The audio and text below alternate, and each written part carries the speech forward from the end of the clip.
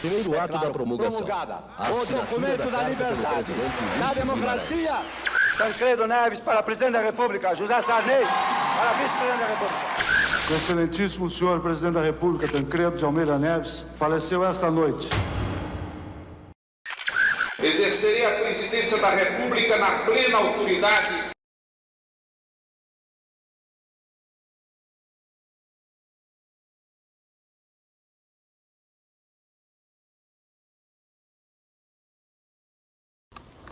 Boa tarde, meu nome é Milena e meu grupo vai falar sobre a Nova República, o período da Nova República.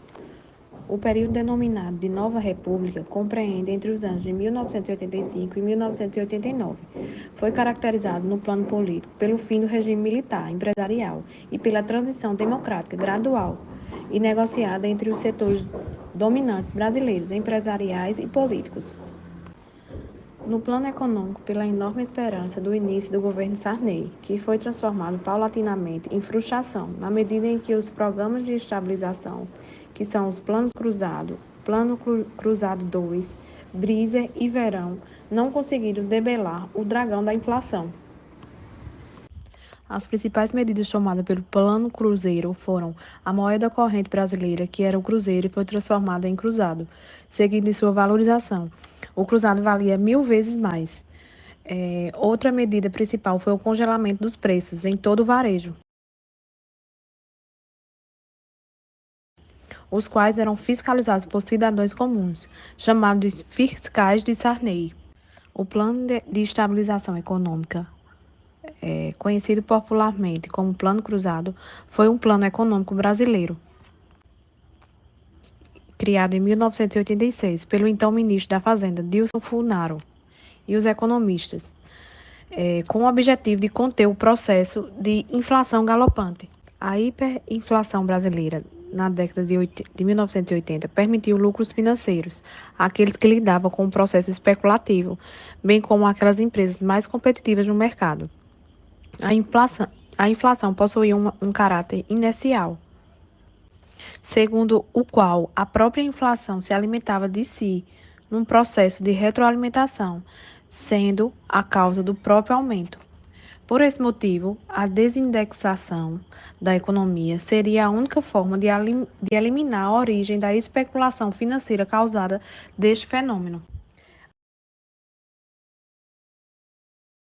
Assim, foram adotadas as seguintes medidas: a reforma monetária, com a transformação da moeda cruzeiro em cruzado, o qual valia 1000 vezes mais. O congelamento dos preços em todo o varejo pelo prazo de 1 ano, nos valores de 27 de fevereiro de 1986.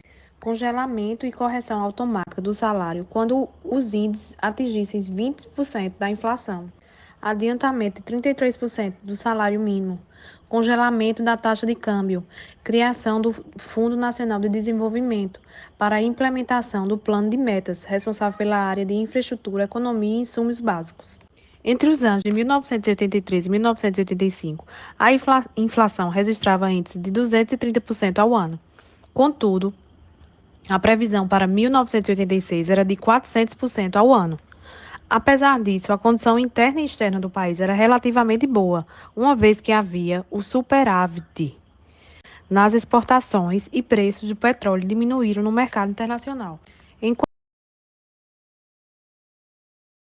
Enquanto isso, as contas públicas estavam equilibradas e sem as pressões inflacionárias dos déficits públicos, o que favorecia a implementação de uma reforma econômica mais radical. Em fevereiro de 1986, a inflação chegou a 14,36% no mês seguinte. Após a implementação do PEE, havia uma deflação de 0,11%. Nos meses subsequentes, a inflação se manteve controlada. Contudo, a política monetária de elevação da taxa de juros para desaquecer o consumo e incentivar a poupança não funcionou como deveria.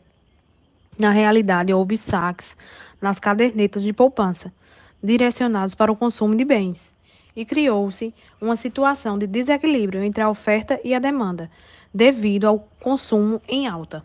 Como o governo não era capaz de controlar os seus gastos ou corrigir as falhas com medidas impopulares, o Plano Cruzado começou a demonstrar falhas. Além disso, o congelamento dos preços impedia que os produtores reajustassem seus preços,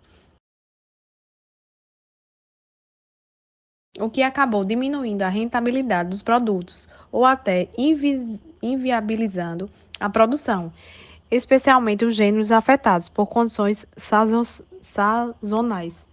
O resultado imediato deste fenômeno foi desabastecimento de bens e as grandes filas no supermercado. Apesar disso, o consumo continuava em alta. Por outro lado, o congelamento de taxa de câmbio fez o Brasil perder uma parcela significativa das reservas monetárias internacionais. Por fim, após as eleições de 15 de novembro de 1986, o PEE fracassou definitivamente e a inflação retornaria com mais força do que o período que antecedeu o Plano Cruzado. Em 1987, devido à crise econômica desenfreada, o Brasil decreta a moratória da dívida externa. Mesmo assim, o cruzado continuará como moeda nacional até janeiro de 1989, quando foi substituído pelo cruzado novo. O Plano Brizer foi um plano econômico lançado durante o governo José Sarney, entre 1985 e 1990, com o objetivo de controlar a alta inflação da época. Assim, por ter sido comandado pelo ministro da Fazenda, Luiz Carlos Breza. A estabilização acontece após o Plano Cruzado fracassar no controle de dia 12 de junho de 1987, com o lançamento do Plano Brezer, era tentar conter a inflação, reequilibrando o balanço de pagamento de decretos federais. O governo adotou medidas em parte consideradas ortodoxa. Algumas delas foram congelamento de preços e salários por prazo mais curto de 90 dias, com supervisões de flexibilização dos preços e do câmbio após 90 dias, da unidade de referência de preços para o reajuste salarial após o congelamento, calculada como a média trimestral do ajuste de tarefas públicas e imposição de alguns subsídios, como para a produção de trigo e a posição das taxas de juros acima dos níveis forma que o Cruzeiro. Este plano econômico previa um congelamento de preços, porém um período mais reduzido foi que ele conseguiu reduzir a inflação por apenas poucos meses. No início daquele ano, a inflação ao mês se encontrava em 2 dígitos e foi assim até antes do plano. O ministro Brezer Pereira pede demissão no final deste mesmo ano, sendo substituído por Maílson da Nóbrega, que veio a realizar o próximo plano econômico, assim conhecido quando entrou em prática em 15 de janeiro de 1989, cerca de um ano e meio após pelo ministro da Fazenda, Maílson da Nóbrega. Foi um plano econômico para um período mais curto, onde foi extinta a URP da medida anterior e houve um novo congelamento de preços. Neste plano, houve uma reforma monetária que trocou o cruzado para o cruzado novo, cortando 3 zeros. Da mesma forma que o Plano Brezer, este gerou problemas com a atribuição de rendimentos para a caderneta de poupança, além de controlar a inflação por um período muito curto. Naquele mesmo ano, o Brasil passou a sofrer uma hiperinflação, quando atingiu um acúmulo de 1.764, com o fim do governo de Sarney e a entrada do presidente Fernando Collor de Mello. Outros 2 planos foram colocados em prática e ficaram conhecidos como Plano Collor. A hiperinflação no Brasil só foi controlada em 1994 com o chamado Plano Real. Boa tarde. A saúde vai entrar na agenda política pela primeira vez, fruto dos movimentos sociais, reivindicações, tudo foi construído pelo movimento de reforma sanitária. Ideais das propostas sanitárias, conceito ampliado de saúde. A saúde não é somente a ausência de doenças, é resultado do acesso à população a políticas de ação econômica, emprego, assistência a serviços de saúde, políticas públicas. Outro ideal é a saúde como direito de cidadania. Sistema unificado de saúde também é outro ideal, que é a integralidade, a visão do ser humano, indivíduo como um todo, participação social nas decisões, também o orçamento voltado para as questões sociais, são ideais das propostas sanitárias. A reforma sanitária teve como marco institucional a 8ª Conferência Nacional de Saúde, realizada em 1986. A oitava Conferência de Saúde é considerada uma verdadeira pré-constituinte da saúde. A oitava Conferência Nacional de Saúde teve a participação dos usuários e teve 3 temas para ser discutido: reformulação do sistema de saúde, financiamento do Sistema Unificado de Saúde e saúde e cidadania. A reformulação do sistema de saúde é no sentido de ampliar o sistema de saúde, como a saúde como um determinante das políticas públicas. Em 1987, houve a criação do SUDES, no sentido de universalizar a assistência à saúde.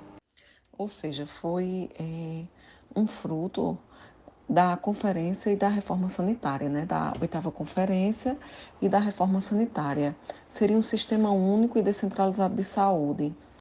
Seria uma estratégia para uma ponte para que o SUS viesse a existir futuramente, né? É um processo de descentralização do INAMPS para os secretários de saúde estaduais.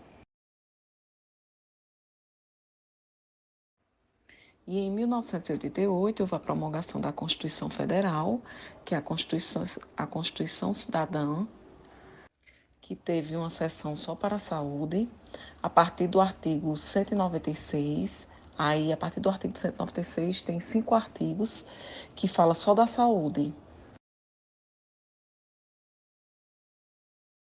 É a partir da Constituição Federal que todas as legislações do SUS vão surgir.